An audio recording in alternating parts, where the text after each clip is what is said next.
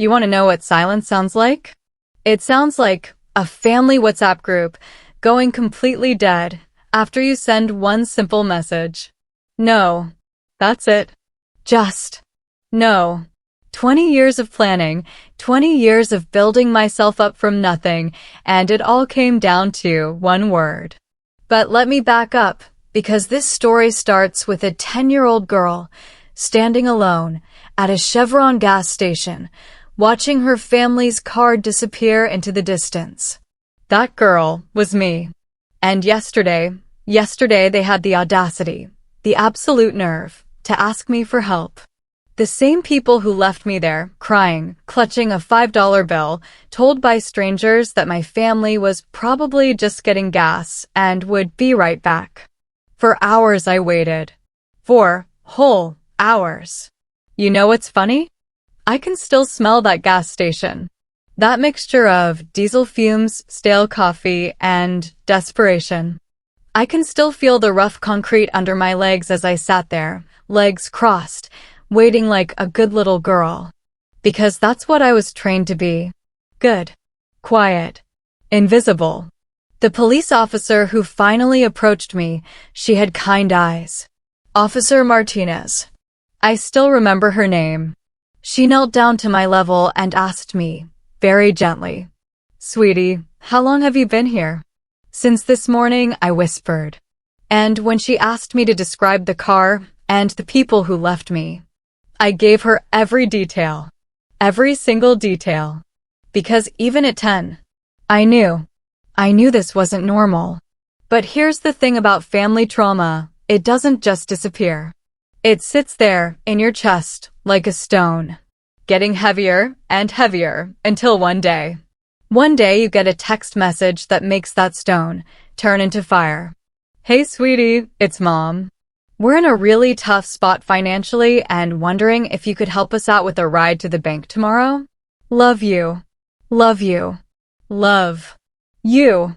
After 20 years of silence, after leaving me, literally abandoning me, they wanted a favor. And you know what I did? I stared at that message for exactly 47 minutes.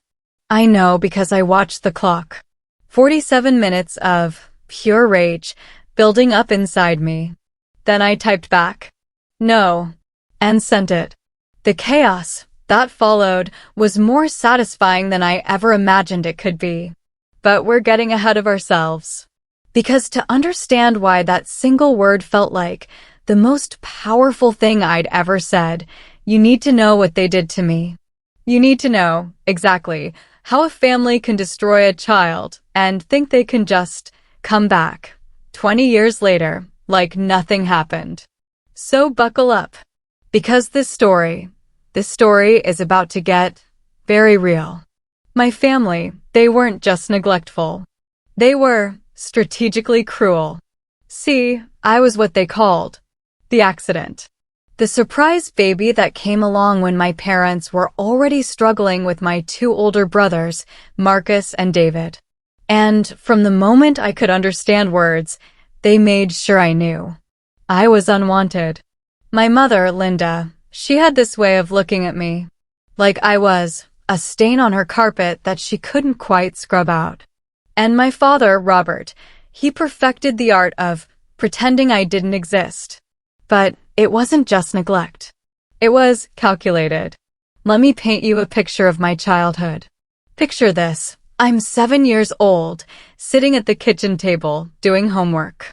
My brothers are in the living room, playing video games, laughing, having snacks brought to them by Mom. I ask for help with my math. Just simple addition problems. My mother looks at me and says, and I quote, "Figure it out yourself. That's what you're going to have to do anyway."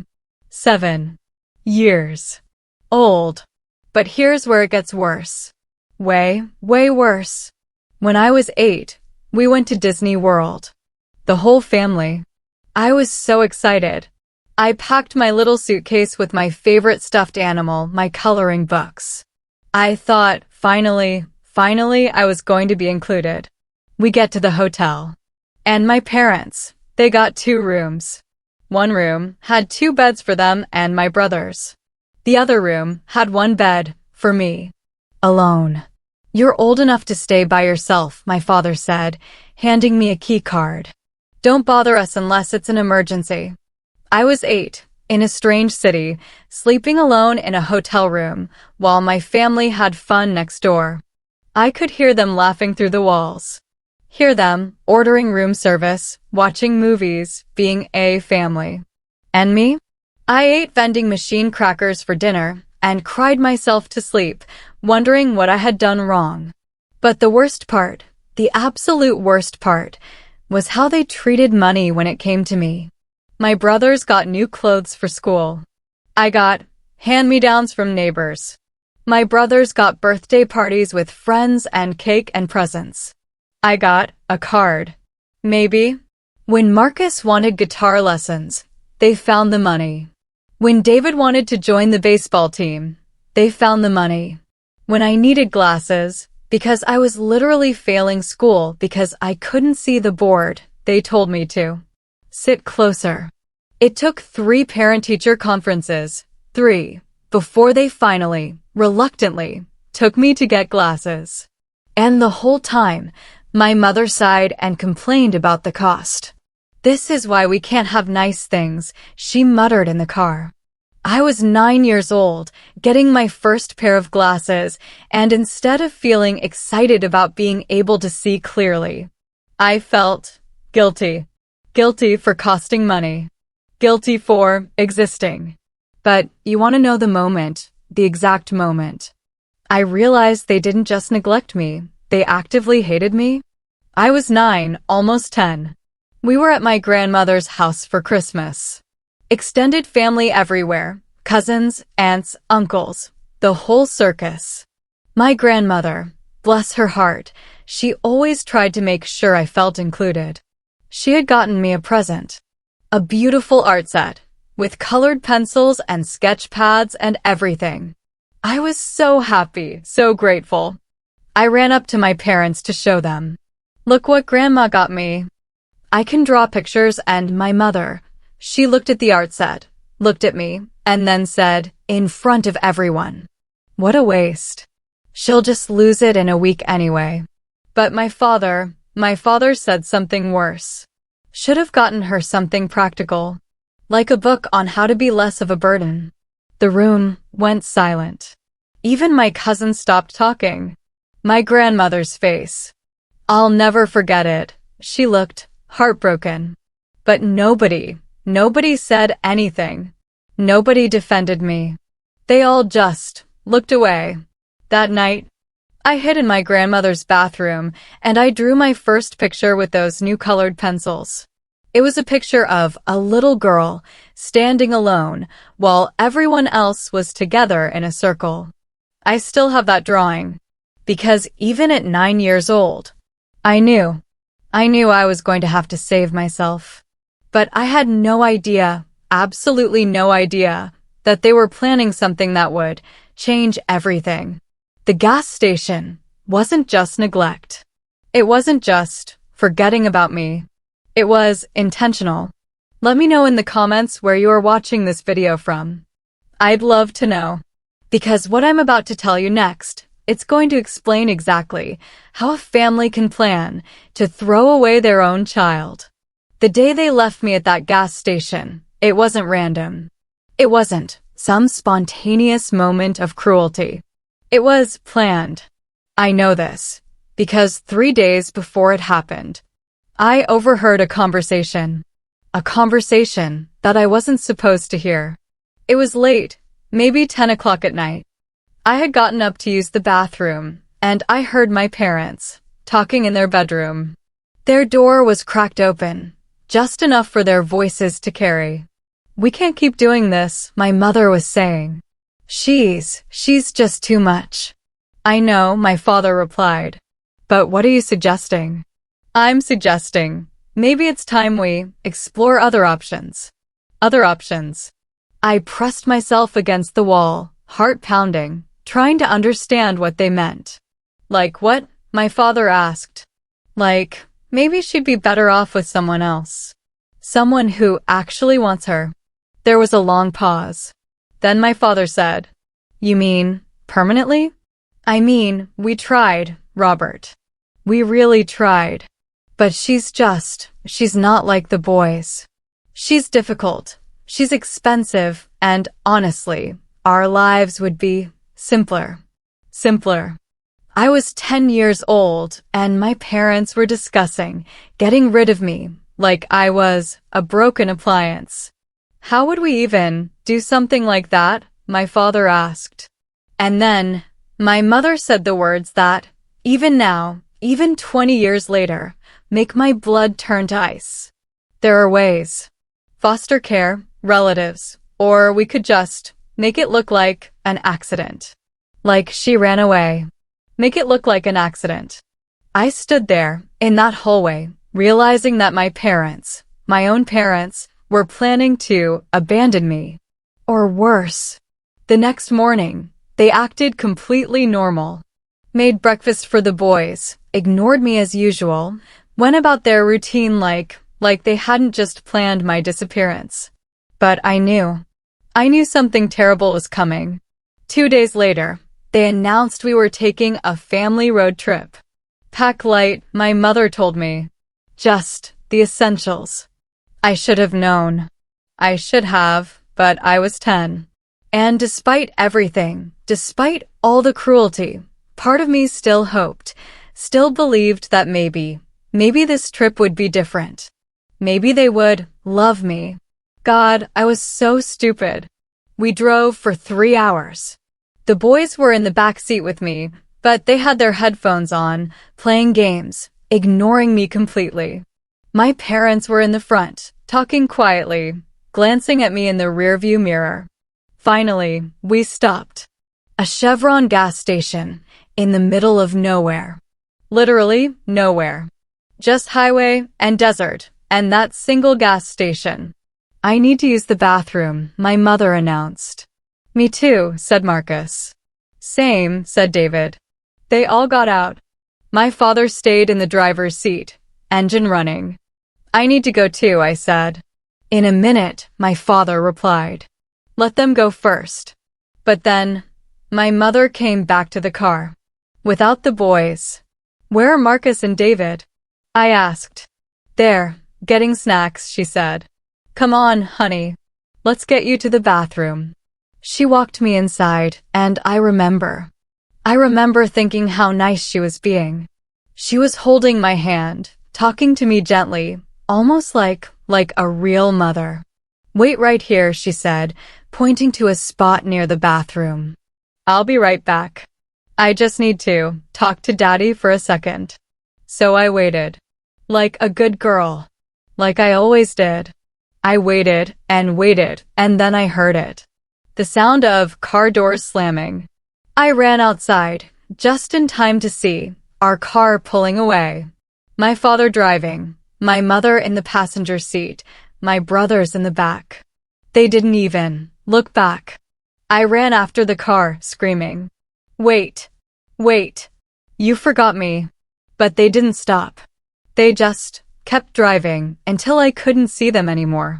That's when it hit me. The full weight of what had just happened. They didn't forget me. They left me. On purpose. I stood there, in that parking lot, holding a crumpled $5 bill that my mother had shoved into my hand, and I realized that everything I had overheard was real. This was the plan. The gas station attendant, an older man with kind eyes, came outside when he heard me crying. "Hey there, sweetheart," he said gently. "Are you okay? Where are your parents?" They left," I whispered. "Left? What do you mean left?" "They drove away. They left me here." I'll never forget the look on his face. Shock, then anger, then this deep, deep sadness. "Okay," he said softly. "Let's go inside and call someone who can help you." But here's the thing that still haunts me. Before they drove away, in that split second when I was running after the car, I saw my mother's face in the side mirror. She was smiling, not crying, not conflicted, not even guilty. She was relieved. And that smile, that cold, satisfied smile, that's what I carried with me through 4 hours of waiting for the police, through the foster care system, through aging out at 18 with nothing, absolutely nothing. That smile is what motivated me to build myself up, to become successful, to survive. But more importantly, that smile is what made me promise myself that someday they would pay. I just never imagined that 20 years later, they would be stupid enough to hand me the perfect opportunity. Before I tell you what I did next, if you're enjoying the story, please subscribe. Help us reach 1,000 subscribers. Because what happens next, what I discovered about their current situation, and what I did with that information, it's going to blow your mind.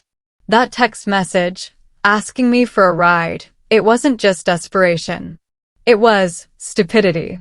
See, after I sent that single word, no, the floodgates opened. Message after message, flooding my phone. Sweetie, please, we really need help. This is your mother. Call me back. Don't be selfish. Family helps family. Family helps family. I stared at that last message for a long time. And then, something inside me snapped. Not anger. Not rage. Something colder. Calculation. I did what any smart person does in 2024. I researched them. Facebook, LinkedIn, public records, court documents. And what I found was beautiful. They were broke. Completely, utterly broke.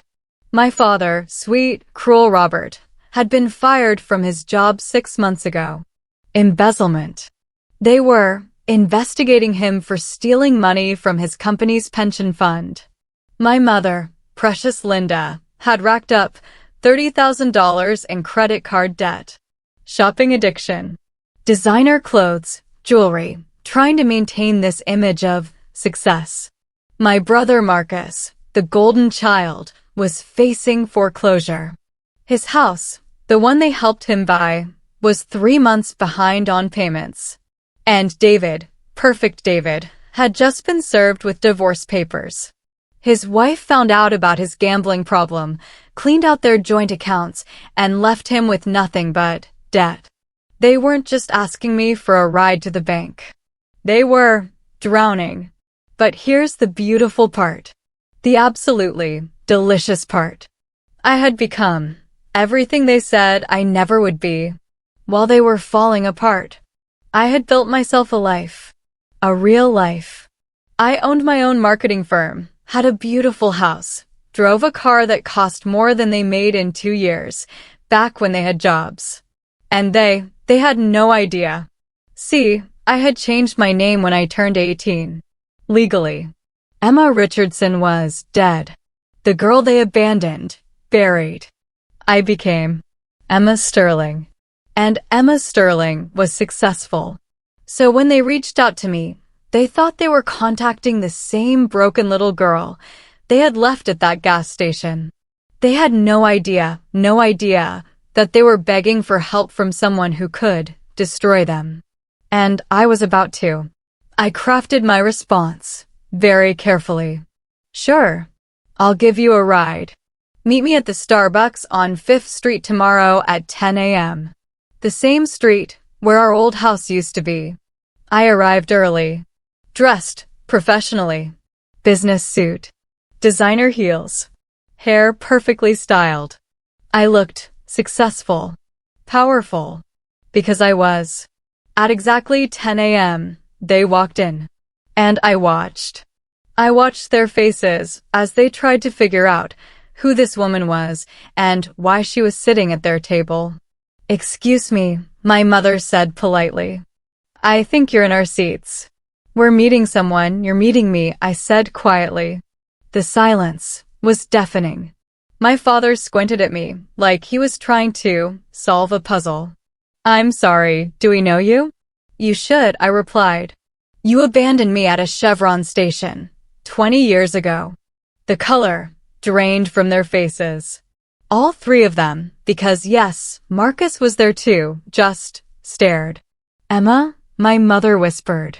That's not my name anymore, I said calmly. That little girl, the one you threw away, she died a long time ago. Oh my God, Marcus breathed. Emma, we looked for you. No, I said firmly. No, you didn't. Don't you dare sit there and lie to me. My father, he tried to recover first. Look, sweetheart, we know we made mistakes. I stood up slowly. You call planning to abandon your 10-year-old daughter a mistake? Planning, my mother said shakily. What do you mean planning? It was an accident. And that's when I smiled. The same smile, the same cold smile she had given me that day. I heard you, I said softly. 3 days before. In your bedroom. Talking about other options. About making it look like an accident. The blood completely left my mother's face. You heard. Every word, I continued. About how I was too much trouble. Too expensive. How your lives would be simpler without me. My father was shaking his head frantically. Emma, please, you have to understand. We were young. We were struggling. You were struggling? I laughed. Do you know what struggling is? Struggling is being 10 years old in foster care because your parents literally threw you away. I sat back down, leaned forward, looked each of them directly in the eyes. Do you know what I did after you left me there? Do you want to know how I survived? They said nothing, just stared. I became everything you said I'd never be. Successful, independent, strong. I pulled out my phone, showed them my business website, Sterling Marketing Solutions. That's my company. I built it from nothing. Just like you, left me with nothing. My mother was crying now.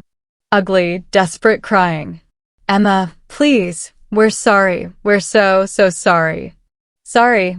I tilted my head. You're sorry. Because you need something. You're sorry because you're broke. Because your perfect sons turned out to be failures. Because the life you built, without me, is crumbling. Please, my father begged. We know we don't deserve it, but we're family. Family? I stood up again. Gathered my purse. Family doesn't abandon 10-year-olds at gas stations. Family doesn't smile while driving away from their crying daughter. My mother looked up at me, mascara running, face red and blotchy. What do you want from us? Nothing, I said simply. Absolutely nothing. Then why did you come here? I looked at her, this woman who had given birth to me, who had fed me just enough to keep me alive, but never enough to make me feel loved. I came here to tell you that the little girl you threw away became someone you could never be. I turned to leave, then stopped. Oh, and one more thing. You asked for a ride to the bank. They nodded, hopefully. Find your own way.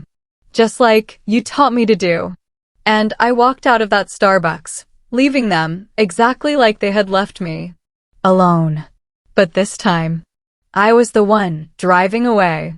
Walking out of that Starbucks was just the beginning. Because you see, when you've been planning revenge for 20 years, you don't just stop at a dramatic exit. You finish the job. That evening, I was sitting in my home office, sipping wine, when my phone started buzzing. Text after text, from numbers I didn't recognize. But I knew who they were from. Emma, this is David. Please, we need to talk. This is Marcus. I know we hurt you, but we're desperate. Honey, it's Mom. Please don't do this to your family. Your family. Your family. I screenshot every single message. Every desperate, pathetic plea. But then, something interesting happened. My phone rang. Unknown number. Hello. Is this Emma Sterling? Yes. This is Detective Rodriguez with the Fraud Division. We're investigating some financial crimes involving a Robert Richardson. We understand you might have some connection to this case. I smiled. Oh, I smiled. What kind of connection? Well, we found your contact information in some old family documents. We're trying to piece together Mr. Richardson's family situation. For character references. Character references. Detective Rodriguez, I said slowly. I think we should meet in person. I have quite a bit to tell you about Robert Richardson's character. The next day, I sat across from Detective Rodriguez and I told him everything. Not just about the abandonment, but about the financial neglect. The way they spent money on my brothers, but not on me. The patterns of selfish behavior. This paints a picture, the detective said, taking notes, of someone who prioritizes his own needs over everyone else's. Even his own children. Especially his own children, I corrected. 3 days later, my father was arrested. Not just for embezzlement, but for tax fraud. Apparently, he'd been hiding income for years. But that was just Tuesday. Wednesday, I got a call from Marcus. Emma, please. I know you're angry, but Dad's been arrested and I'm losing my house and I just need. You need what, Marcus? A loan. Just 50,000. I'll pay you back. 50,000? I laughed. The same amount Mom and Dad spent on your wedding while I was working 3 jobs just to afford community college textbooks. That's different. Is it? Emma, please. I have kids now. And I was a kid once. Did that matter? Silence. Find someone else, Marcus. Someone who actually cares about you. Click. Thursday. Linda tried a different approach. She showed up at my office. My secretary buzzed me. MS. Sterling? There's a woman here. Claims to be your mother. Send her up, I said calmly. When Linda walked into my office, she looked smaller somehow. Older. Defeated. Emma, your office is beautiful. Thank you. I've been thinking about what you said. About that night at the gas station. And I want you to know. She sat down across from my desk. Started crying. I want you to know that not a day goes by that I don't regret. Regret what, Linda? Regret leaving you there. You regret getting caught, I said coldly. You regret that your perfect plan didn't work out the way you wanted. That's not true, isn't it? I leaned back in my chair. Tell me, Linda, what happened after you left me? Did you go home and tell the neighbors I ran away? Did you play the grieving mother? Her face told me everything. You did, didn't you? You actually told people that I ran away. We had to. You had to. People were asking questions about where you were. So you made me the villain. Even in my own disappearance. She was sobbing now. Ugly, desperate sobs. Emma, please. I know I don't deserve it, but I'm begging you, help us. I stood up, walked around my desk, stood directly in front of her. Linda, look at me. She looked up, mascara everywhere, face red and puffy. 20 years ago, you looked at a 10-year-old girl and decided she wasn't worth keeping. You smiled while driving away from your own daughter. I was sick. I was depressed. And now, 20 years later, that little girl is looking at you and deciding you're not worth helping. I walked back to my desk. Sat down. Security will escort you out. Emma, please. It's MS. Sterling. And we're done here. But the real satisfaction, the real closure, came 2 weeks later. I was checking my mail, and there it was. A thick envelope from a law firm. Inside was a letter from my grandmother's estate attorney. Apparently, my grandmother, bless her beautiful soul, had left me everything. her house, her savings, her investments. $200,000. But here's the best part. The absolutely perfect part. She had left specific instructions. The money was only to be released if her lawyers could confirm that I was living independently and successfully, despite the actions of my parents. She knew. My grandmother, she knew what they had done to me. And she made sure that if I survived, if I thrived, I would be rewarded for it. The letter went on to explain that she had tried for years to find me after I disappeared. She had hired private investigators, contacted foster services, searched everywhere. But my parents, my loving parents, had told her that I had run away and didn't want to be found. They had stolen even my grandmother's love from me. But not anymore. I used that inheritance to expand my business, to buy a bigger house, to live an even better life. And every single time one of them called or texted, begging for help, I responded the same way. No, just like they had taught me all those years ago. Sometimes the best revenge isn't complicated. Sometimes it's just learning to say no to people who never deserved a yes. It's been 6 months now since that day at Starbucks. 6 months since I looked my parents in the eye and walked away. And you know what? I sleep perfectly. My father is in prison. 18 months for embezzlement and fraud. My mother had to move in with David, who's living in a 1-bedroom apartment since his divorce. Marcus lost his house. His wife took the kids and moved back with her parents. He's working at a grocery store now, bagging groceries for minimum wage. And me? I'm sitting in my beautiful home office, looking out at my garden, running a business that made $500,000 last year. Some people might say I should forgive them. That holding on to anger only hurts yourself. But here's what I learned in 20 years of surviving without them. Some actions don't deserve forgiveness. Some people don't deserve second chances. And sometimes, the most loving thing you can do for yourself is to protect the child you used to be by refusing to let the adults who hurt her hurt you again. That 10-year-old girl standing alone at that gas station, she deserved better. And finally, she got it. Not from them. Never from them. But from herself. From the woman she became, in spite of them. I don't hate them anymore. I don't think about them at all, most days. But when they call, which they still do, I remember that little girl crying in a parking lot, and I remember that smile on my mother's face as she drove away. And I smile too, because that little girl won. She didn't just survive. She thrived. She built a life so beautiful, so successful, so full of love from people who actually deserve her, that the people who threw her away are now begging to be let back in. And the answer will always be the same. No. Simple. Clean. Final. Just like they taught me. If this story taught you anything, let it be this.